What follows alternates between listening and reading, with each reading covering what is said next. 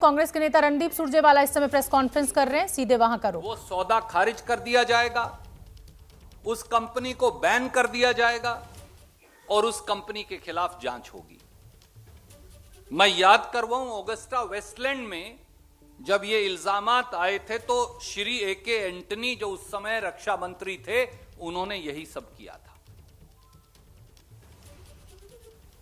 कल जो खुलासा सामने आया है उसमें यह बात सामने आई है कि फ्रांस की एंटी करप्शन एजेंसी, जिसे एएफए कहते हैं, उसने जब डसॉल्ट कंपनी जो फाइटर एयरक्राफ्ट बनाती है रफेल, उसका ऑडिट किया तो उसमें पाया कि 23 सितंबर 2016 के चंद महीनों के या दिनों के अंदर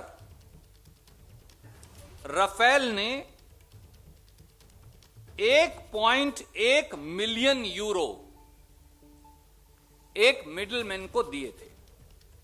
1.1 मिलियन यूरो एक मिडिलमैन को दिए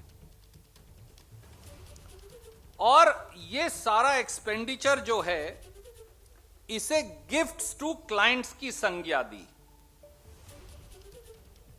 एक्सपेंडिचर के खाते में लिखा है कंपनी के और इसे गिफ्ट टू क्लाइंट की संज्ञा दे डाली। 30 मार्च 2017 को रफेल कंपनी ने एक एक्सप्लेनेशन दी और कहा कि यह पैसा रफेल एयरक्राफ्ट के मॉडल बनाने के लिए दिया था।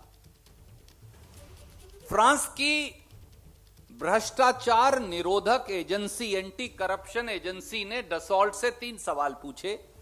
भैया, आपने अपनी ही कंपनी के, आप तो खुद जहाज बनाते हो, उसका मॉडल बनाने के लिए कॉन्ट्रैक्ट, वो भी 20,000 यूरो पर मॉडल के, हिंदुस्तान की कंपनी को देने की क्या जरूरत थी जब आप पूरा जहाज ही खुद बना सकते हो। दूसरा,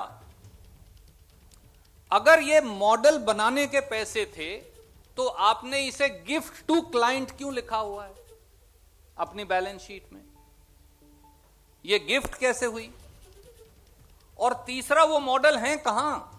क्या वो कभी बनाए गए, कहीं दिखाए गए? ना वो दिखा पाए, ना बनाने का कोई सबूत दे पाए।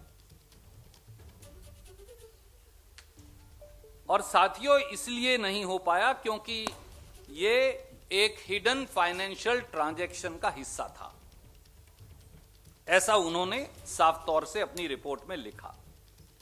और जिस कंपनी को ये 1.1 मिलियन यूरो दिए गए, ये मॉडल बनाने वाली कंपनी नहीं है।